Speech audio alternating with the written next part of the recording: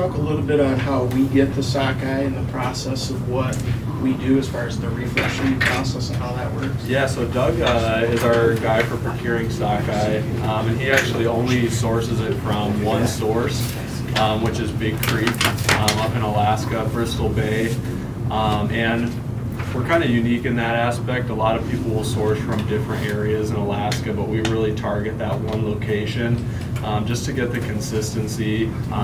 You know, once you start traveling to different areas, you know, the fish might have a different environment that they're living in, and the quality can vary. So that's why we target it on one location. All right, yeah, if you guys are ready, we'll start with cutting a sockeye just to show you kind of our process here. Mario's going to take care of that. He's one of our lead specialty cutters. You know, you throw any fish in front of him, he'll be able to take care of it. So, yeah, cutting sockeye, and we'll kind of discuss the trim levels of salmon as we go down. But the goal for us is to get the fillet off of the bone in 3 cuts. And we find that's, you know, not only the most efficient, but it reduces the risk for damaging possibly the fillet on the underside, or doing any, you know, the more you cut it, the more potential there is for error. So we're going to go ahead and have him take the collar off. And in a normal, there's 5 trims for salmon. It goes A through E, and in an A trim, the collarbone would be left on the fillet, but we take that off first. We don't use it, there's no need for it. And we find that when you take the collar off, yeah, you can go ahead and cut that off, Mario. There's a small visual indicator for where you can start cutting that fillet. I'm gonna go ahead and flip it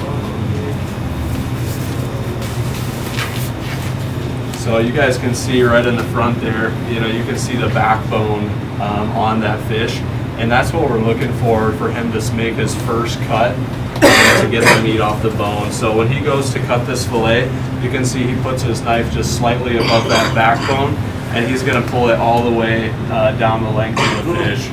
And you can actually, when you're cutting this off there, feel the bones with your knife, and that's as far in as you want to go. You don't want to go any further, or you might be cutting into the belly of your fillet. So you can go ahead and take that off, Mario.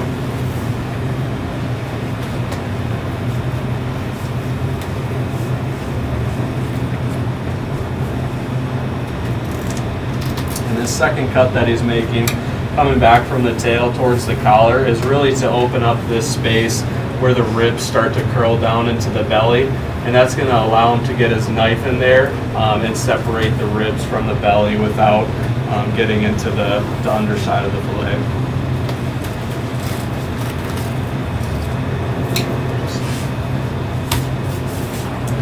Alright, and then right here, this is pretty close to your A trim. Aside from having the collarbone removed, we still have the harder belly fat on here along with the belly membrane. And not all the time, but sometimes you're going to have these back fins left on your fillet depending on how that first cut went, and that'll be included on the A trim. So as we move to a B trim, you're going to remove those back fins if they're still on there, and you're going to remove the collar off of that fish. So we're going to go ahead and move it to a C trim, and he's going to take off the belly fin here. And we actually advise that you take that off by flipping the fillet to the meat side down and then take the fin off. Go ahead and take that, Mario. And you know, it's not a huge difference between doing it the other way, but in a production setting, that can save us just a little over 1% on yield.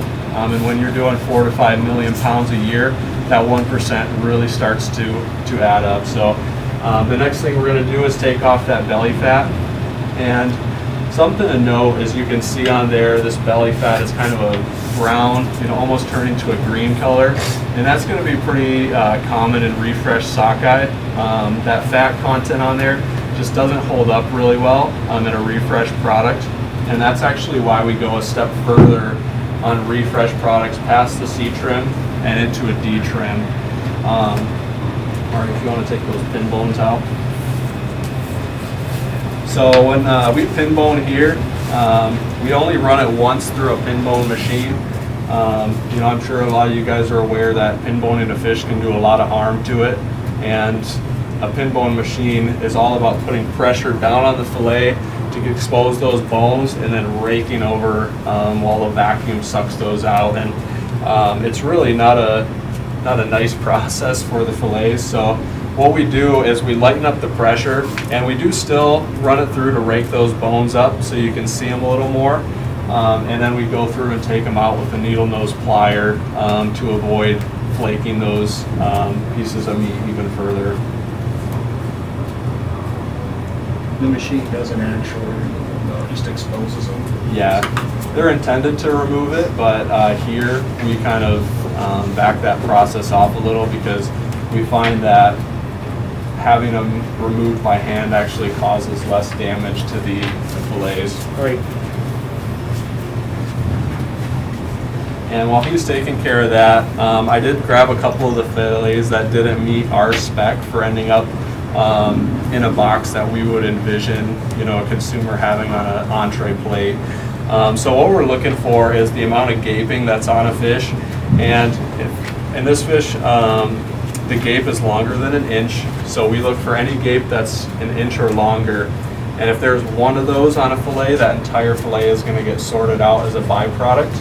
And then this fillet, you can see the gape really isn't longer than an inch, but it's extending past 30% of the fillet length. If it's a little bit shorter, the gape is not as noticeable when you further process that into portions or take it into a skinless product. But something like that is just going to fall apart, as you cook it. It's not going to hold its integrity through the cooking process like something else would. So this is kind of our idea of what a nice fillet will look like. You do still have a little bit of gaping here, but it seems to shorten up right at about that 1/3 section. So we're not going to be too worried about that. Coming back to what Mario's working on, he got those pin bones out, and you can see there's almost no damage and no flaking in the meat on the fillet. So this is what we're going to be looking at as far as the C trim. And Mario, if you want to go ahead and clean that membrane off and cut the tail. So a D trim, you're going to be squaring off the tail, removing the belly membrane on there.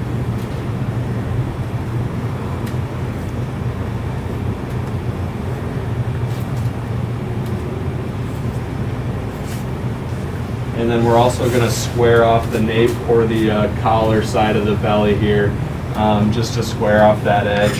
And what that really does, especially on a refresh product like this sockeye, the belly membrane and those thinner sections of the fillet are going to be the first to turn or spoil as that fish gains age. So we clean that off to get a little bit extra kind of oomph on the shelf life. Extend it for a few more days to keep that quality to it. Now if you look at us during the fresh season, when we're processing fresh sockeye, we're going to keep it at that C trim with the fat content on there, the tail, and leave the nape, because a lot of people, like we mentioned, they're looking for that fatty content from that fish. That's what really gives us its flavor. But in a refresh product, it's just not going to hold up as well in the long term as a fresh would. So now that we've got it off the bone, the last stage of salmon trimming would be an E trim, and that'd just be taking the skin off. We don't do very much of that with sockeye. It doesn't really hold up very well once you take the skin off, but an Atlantic salmon, for example, is going to hold up beautifully. Got Mario, he got the both fillets off this fish. I wanted to talk to you guys a little bit about our byproducts. So what we do in our production is take just your regular household spoon, and you might look at that spine and say it's that's trash, that's waste, but we'll actually take a spoon and scrape the meat off of that spine. Again, a really good place to get flavorful meat because there's a lot of fat in that area. If you want to go ahead and scrape that off, Mario. And another way for us to be sustainable and reduce our waste is to use that in different value added items. So we're going to collect all that meat, again, kind of that 1 to 2% that saves us on the 4 to 5 million pounds that we cut every year. And we'll blend that with any fillets that don't meet a spec to end up in, you know, a case for an entree. And the blend of having a trim meat and a spoon meat off the spine really creates a nice texture for burger. So we do 5 different varieties of sockeye burger here. And that's what it's made of, is that little bit of spoon meat that we're getting off of the, you know, millions and millions of fish that run through our processing facility. That's a big carcass, man. Yeah, there's not much left on that. So do you guys have any other questions so far? What do we do with the carcasses?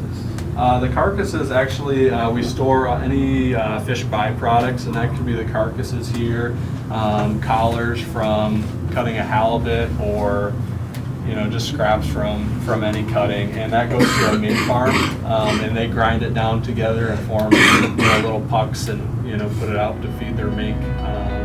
So just another one of those things that going on from there. I did want to touch base on our cod, and I think that was on one of the sheets that Jeff handed out to you guys. Our sourcing on cod is, again, from only one supplier. I believe Alaska Mist is the name of the boat that we source from.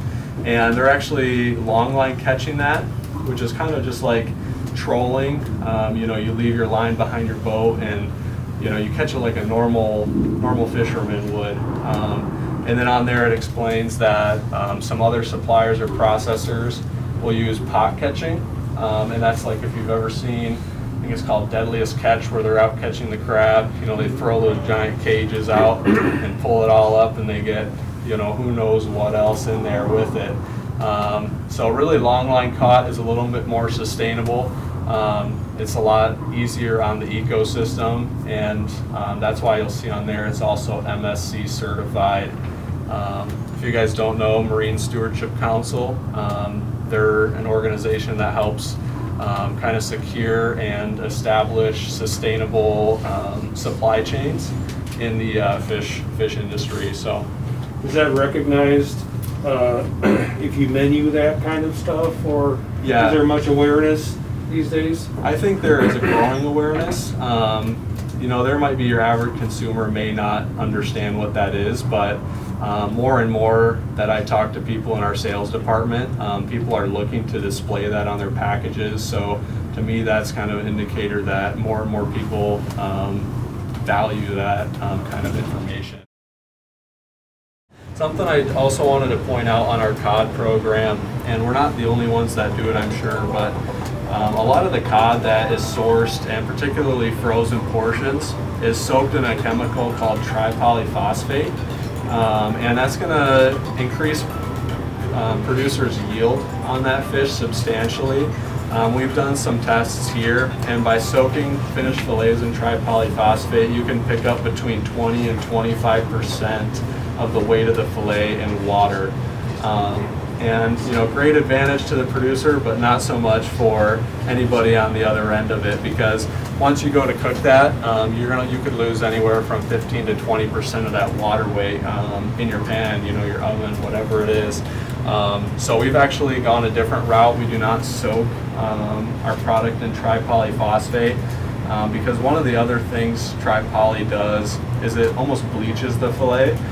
You can notice here it's a nice white color, but you still do notice the brown blood lines in there, and you can see some small imperfections. It's more of a natural looking fish. The tripoly is going to bleach that to almost a solid pearly white color. And what that does too is hide any parasites that might be living in the belly of the fish. And so, you know, nobody wants to see a parasite or, you know, eat a parasite in their dish. There's no food safety risk to it, but it's definitely not a very appealing thing to be putting in there. So what we do, since we're not bleaching those or hiding them, is we'll take a table that actually illuminates from the bottom, and you can put a skinless fillet on there, and it'll show in there dark spots where any worms are embedded in the flesh. And we go through with those same needle nose pliers and pull those worms out one by one. It's a process called candling, And I think it's going to be gaining some traction as the more people know about tripolyphosphate and kind of the imperfections that it hides. Another reason why we prefer long-line cod is it's not as susceptible to worms, whereas the pot sitting on the ocean floor, that's where the worms are, and those fish would primarily have the worms.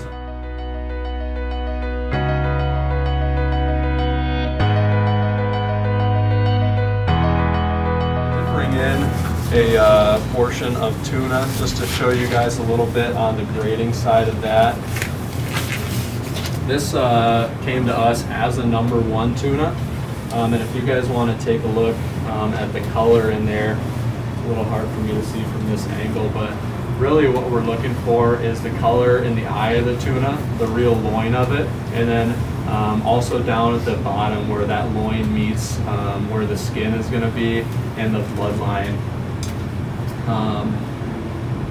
The eye of the tuna is going to be the last part that starts to turn or lose its color, and color is really going to be the indicator on tuna as far as freshness goes. Once the skin side of this meat starts to turn to a softer red, almost like a pink, that means you're starting to lose some age, and that's going to go from a #1 tuna down to a #2.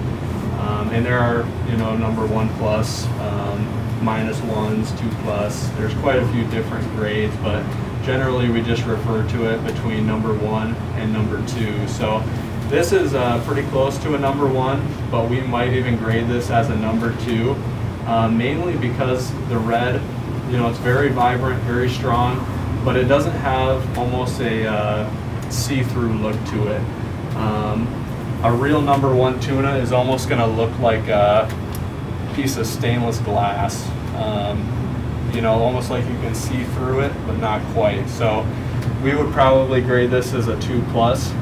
Still going to meet your requirements for a sushi product, but it might be more apt to be used in a cooking setting. So. What is our best value with the best product? It depends on what you're doing with it, but I would see probably your best value is going to be in a 2+, because that's going to, most of the time it's going to hit a high enough quality to be put in a sushi product. It's not going to require cooking to hide any imperfections. It's still going to hold this nice bright red color, but it's not going to have the price tag of a #1. We do source only #1 here, so that we can grade it down in-house, because the way they're grading those, when they get them out of the water, they're just either cutting a small section out of the tail, or they're plugging the loin and pulling out a small section inside that fish to check the color, and it's not always entirely accurate. So in a sense, we kind of double check the grade for our customers. But it doesn't also hurt to do that on your end, because I said this would be classified as a 2+ for us, but a 2+ could also be slightly lower quality than this. You might see a 2+ that has some brown turning on the skin side, and you might also receive some sashi holes.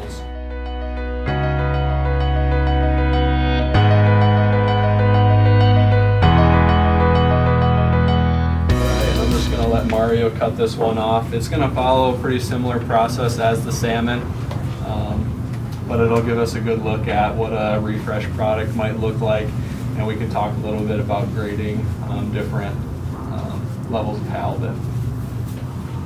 So can you touch on maybe your approach as far as cutting a flat fish versus a round fish? It is pretty similar. The big difference for us would be that this fillet can be so much bigger than a fish, round fish. So depending on what kind of size he's looking for, whether it's a 5-pound or a 10-pound, he kind of has to gauge the size of the fish or weigh it prior to cutting. So there's a lot of options. We're going to start the process the same from collar to tail to remove the fillet, but there's some stopping points. He doesn't need to take the whole fillet off. There's actually a bone structure that runs down the middle and you can see that line on the skin on the outside here. And you can stop cutting that fillet right there and leave the rest of it on the fish. There's enough internal structure to hold that meat to the bone. Where on a salmon, if you were to, cut that right there, you're not really leaving too much for the future. So if you want to go ahead and start cutting that, Mario. And what that'll be called on a halibut, if you were to cut that in the half, would be a fletching rather than a fillet.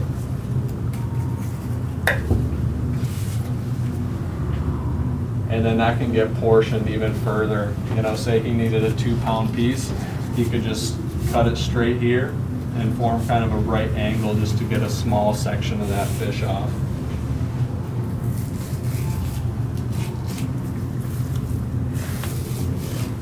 While he's doing that, maybe you can talk to what's our optimal when we receive fish. How do we handle it? Comes in a box with ice. Yep. So from us, it would come in a plastic insulated box, and it's going to have gel packs rather than chip ice.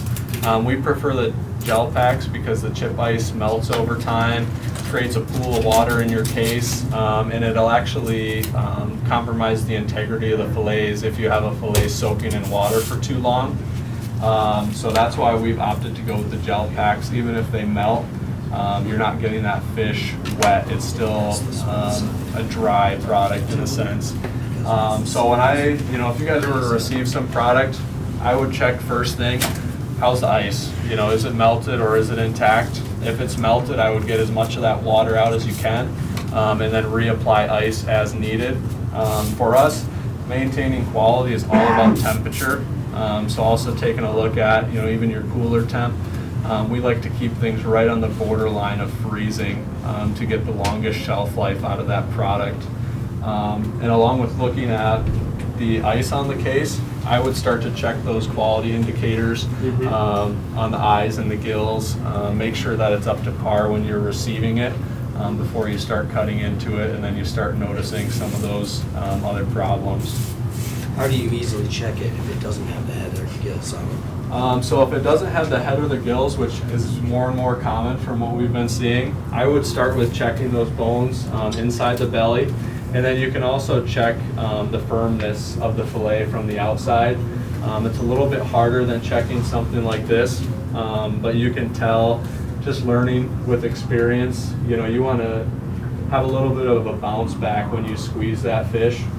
You can see it on the fillets. When you push your thumb down, you would want to see after a little while that fillet coming back to its original position. And you can do almost the same thing with the skin on there. It's just a little bit harder to see that effect because the skin is going to be helping pull it back. So that's where I would start. And also the belly fat on there. We looked at that refresh sockeye and saw that the fat was turning brown and a little green. That's a huge indicator on fresh fish as well. If you're ordering fresh fish and you see that, you can say, well, maybe this is refresh and they're yanking my chain, or you can say this fresh product is way older than it should be. Smell is also a very important part to the inspection too. Just stick your nose right into the cavity of that fish. I mean, it sounds kind of bad, but it's a really good indicator. You'll be able to tell if it's turning by that smell. It should have a sweet smell, not a ammonia type smell. You'll know fresh fish. Yeah. I would also recommend on receiving, if you have the opportunity to wash some of that fish, I think giving it a good rinse every now and then is pretty helpful in maintaining a long shelf life on that. Really quick, here we've got, that halibut fillet, and you can see a little bit on this one that it has almost that translucent look, or stained glass look. That's more what we were looking for in the tuna, and it's not really pronounced on this fish because this was a previously frozen halibut. So you can tell, again, that there's lacking a little bit of color. It's slightly dull, but it's also maintaining that see-through look. Looking at a flatfish also, there is going to be a small section of bones running here. And traditionally on halibut, we do not remove those. You have the option to, and that'd be similar to V-cutting a rainbow. Well, we can show you that on a rainbow to give you a better idea. Maybe Mario, if you want to cut this in half, we can kind of show them what a fletching is.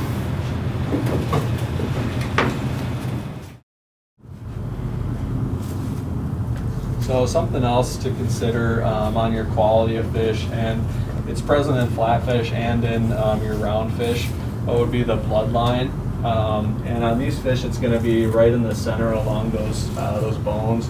Halibut is a really tough one to see, but like on a swordfish, it's going to be very pronounced where that bloodline is. And you're going to be looking for, again, the nice red color, and the darker it gets, the more brown it turns, the longer that fish has been out of the water.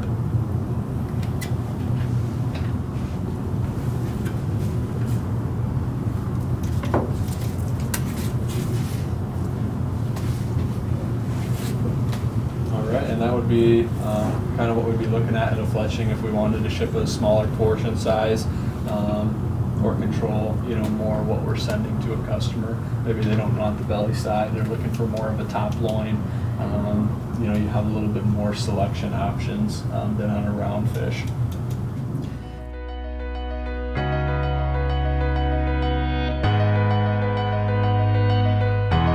We do have a couple different cuts here on rainbow.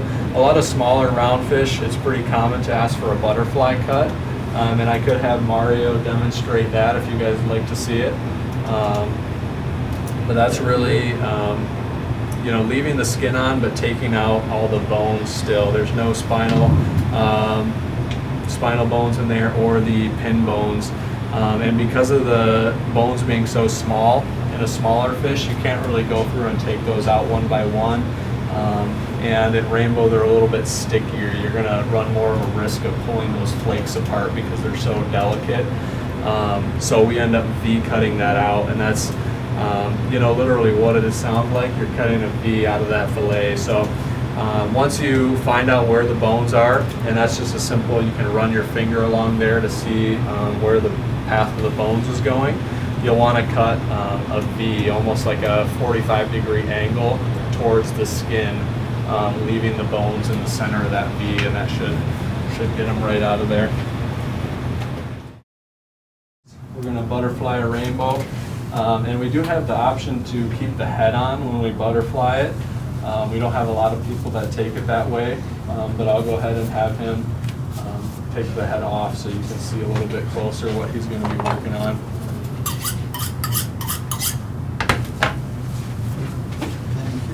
Yep, yeah, take the head off. And what he's got here is a special knife. It's got a rounded edge, and that's going to help avoid going through the skin. The skin is actually pretty hardy coming from the inside of the fish, and even using a traditional fillet knife, you don't have to worry too much about cutting through the skin. You could still do it, but it's like a sockeye where you can feel the bones while you're filleting it. You can almost feel when you hit the skin on a fish like this. So, Mario, if you want to go ahead and butterfly that. And what he's doing here is he's looking at the center line, the backbone, just like you did for a sockeye, but instead of going above that on the outside, he's going above that on the inside. See it. It's hard to see from this angle. So right now at this point, right here is the backbone of this fish, and you can see we've almost just filleted it, but in the reverse direction. It's still holding on with that skin, and his next cut is going to be on the underside of the backbone in order to separate the other fillet.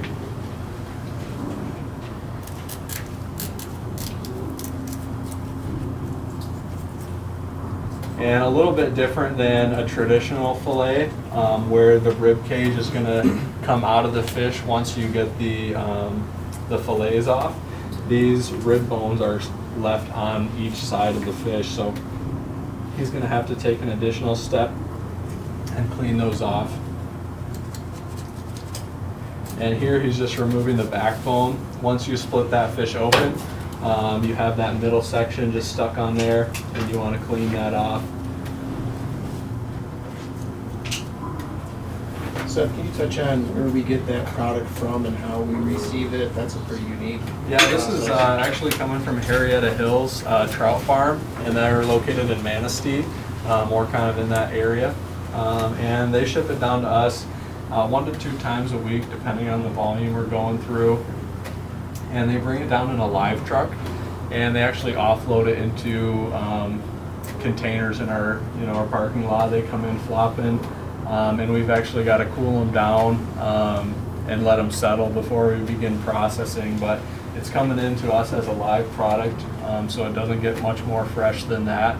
And it allows us to do a lot of these different kinds of cuts, rather than getting a headless and gutted, fish in, and now we can't do a head-on dressed or head-on butterfly. It really gives us some maneuverability too. So the next step, he's going to be taking those fins off. Yeah, go ahead, Mario. And at this point, it's pretty similar to a filleting process. He just has to get the rib bones off of there as well. And they do come off fairly quickly or easily. You just want to be delicate. Yeah, that is the V cut. And you can tell this one, Marty, if you want to just take the belly bones off and then leave those in.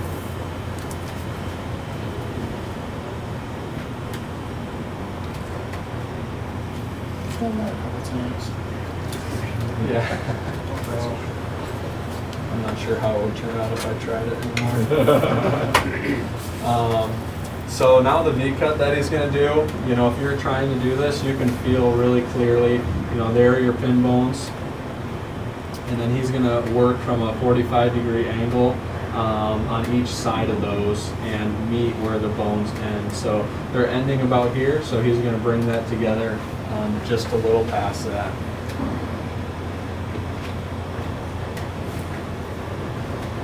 And when I first started cutting rainbow, it can be easy to miss those bones or cut through them, and you still have some small sections of bone left in there.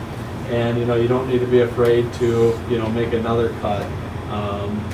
You need to get those bones out, and by making another cut, it shouldn't damage any other part of the fish, but you're just working your way towards the outside of those bones. So it's better to stay a little bit closer to the bone section and work your way out than starting your cut right where the belly ends and you end up with a bowl in your fillet. So better to start small and expand from there. There's no harm in doing that.